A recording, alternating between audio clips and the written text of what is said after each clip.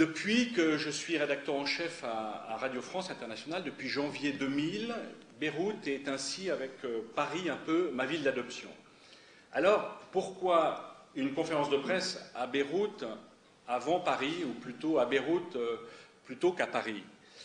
Tout d'abord parce que, paradoxalement, et je parle en connaissance de cause, j'y reviendrai bien sûr, le pluralisme de la presse, la liberté d'expression sont certainement aujourd'hui plus garantis et plus grands ici, à Beyrouth, qu'à Paris, dès que l'on parle des Proches et Moyen-Orient, et principalement du conflit israélo-palestinien. Juste un exemple, et je m'en excuse pour les consoeurs et les confrères de l'agence France-Presse qui pourraient être ici aujourd'hui, mais la direction de l'AFP à Paris et la direction régionale de l'agence à Nicosie bloquent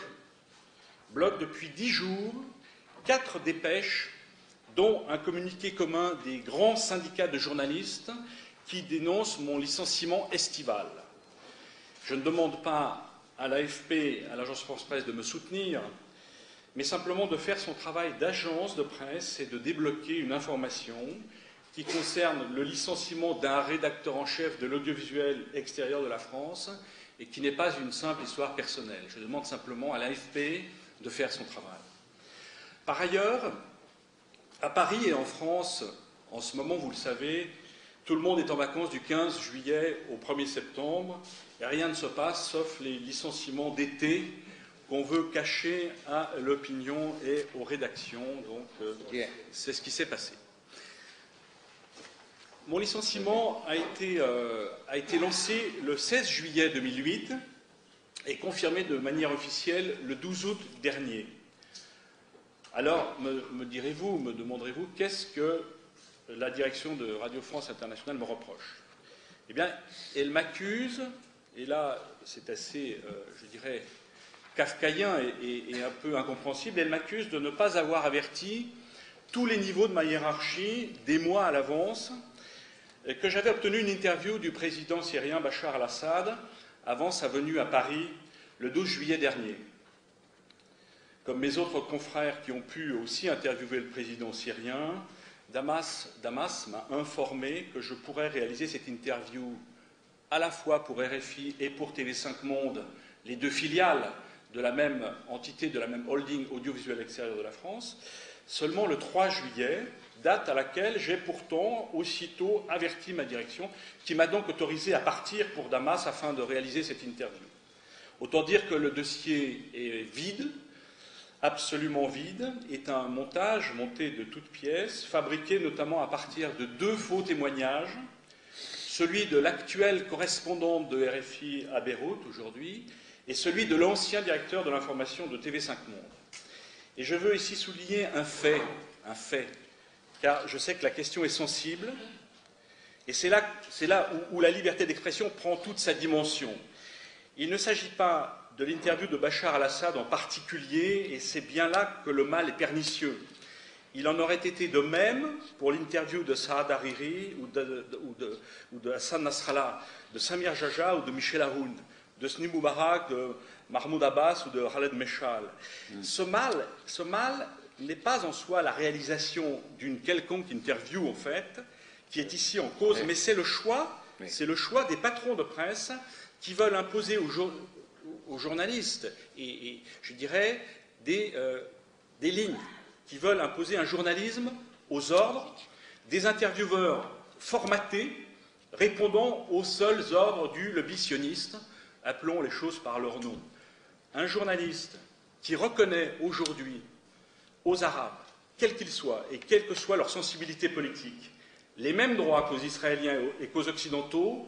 n'a plus droit de citer en France, et certainement n'a pas le droit non plus d'interviewer un responsable politique arabe, qui soit-il. Et c'est ça le problème aujourd'hui de la liberté de la presse en France, dès qu'il est question du monde arabe, de la question israélo-palestinienne et du Proche et Moyen-Orient plus largement. Donc derrière la vitrine d'une presse libre qui fait des leçons quotidiennes, qui donne des leçons quotidiennes au monde entier, eh bien on assiste en fait à la mise en œuvre d'une entreprise flagrante de désinformation justement et de manipulation des opinions publiques. La mise au pas de l'audiovisuel extérieur de la France, RFI et TV5 Monde, France 24, le travail est déjà fait, si vous voulez. Donc cette mise au pas de l'audiovisuel extérieur de la France par le publicitaire Alain de Pouzillac et Christine Ockrent-Kouchner, femme du ministre français des Affaires étrangères Bernard Kouchner, s'inscrit en fait dans cette volonté d'imposer une lecture et une pensée unique,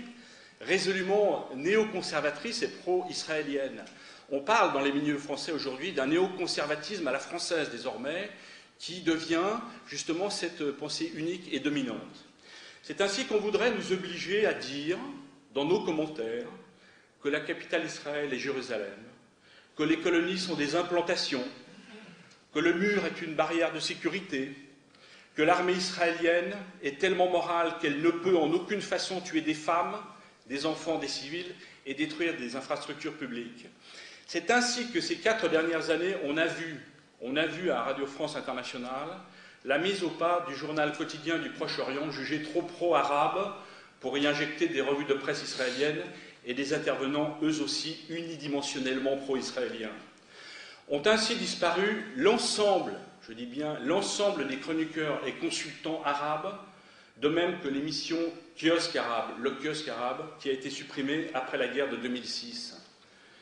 Pourtant, présentée de Beyrouth, cette émission était la seule du paysage audiovisuel français à donner la parole aux Arabes dans toutes leurs composantes et diversités pour un débat contradictoire et une expertise croisée. Et là a été remplacé, le Kiosque arabe a été remplacé par une rencontre convenue de correspondants de la presse arabe israélienne et arabe à Paris. Ainsi, on veut nous obliger aussi à dire que le monde arabe n'existe en fait, n'existe pas en dehors de la seule lecture israélienne. Et c'est là où le bât blesse, et c'est là où le problème fait que la liberté d'expression sur ces questions en France est en dangereuse régression. Je ne peux pas, sur un plan plus personnel, je ne peux pas ne pas me rappeler que ce licenciement estival, j'y insiste, s'inscrit également dans la suite de plusieurs harcèlements professionnels dont je suis victime depuis plusieurs années à Radio France Internationale. En 2003, j'ai été relevé de mes fonctions de chef du service étranger sans aucune explication. En 2005, la direction de RFI a mis fin à mes fonctions d'éditorialiste international à la demande expresse de l'ambassadeur d'Israël en France, Nissim Svili. Et donc, depuis cette date, je restais producteur et présentateur du magazine hebdomadaire Géopolitique qui a été censuré à plusieurs reprises. Donc, vous voyez que ce licenciement ne tombe pas du ciel, mais s'inscrit dans une suite et constitue le dernier épisode d'une série ancienne. Donc, sur la base de ce constat, je peux dire aujourd'hui qu'à l'abus de pouvoir débouchant sur un licenciement abusif, s'ajoute désormais le délit d'opinion et une grave violation, je le répète, de la liberté d'expression. En résumé, si vous voulez, mon histoire, qui n'est pas une histoire personnelle, j'y insiste, est au contraire le symptôme d'un grand corps malade qui est celui de la presse en France, du débat public et de la liberté d'expression dans mon pays. Plus largement maintenant, et pour finir, avant qu'on puisse un peu discuter plus spontanément et plus ouvertement, je qualifierais cette évolution d'orwellisation. Souvenez-vous, le livre de George Orwell, 1984, eh bien, malheureusement, nous y sommes, en plein dedans. Nous y sommes. Je qualifierais cette orwellisation de la presse française de 3 manières. La première, la communication et le trafic d'influence supplantent désormais de plus en plus l'information factuelle et l'analyse politique qui pourtant constitue la base de nos métiers, Monsieur le Président. Une dualité malsaine, et c'est le deuxième point, une dualité malsaine se met en place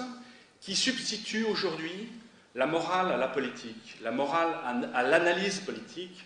mettant face à face le bien contre le mal, la civilisation contre la barbarie, la démocratie contre le terrorisme, pour reprendre la doxa dualiste stricte connue des conseillers de l'administration Bush et qui ont produit les tragédies qu'on connaît, qu'on a connues en Palestine, qu'on connaît encore en Palestine, en Irak, en Afghanistan et ailleurs. Enfin, troisième manifestation de cette orwellisation de la presse française, c'est que cette dualité dont je viens de parler entraîne une véritable régression, une régression unidimensionnelle, pour reprendre l'expression du philosophe allemand Herbert Marcuse,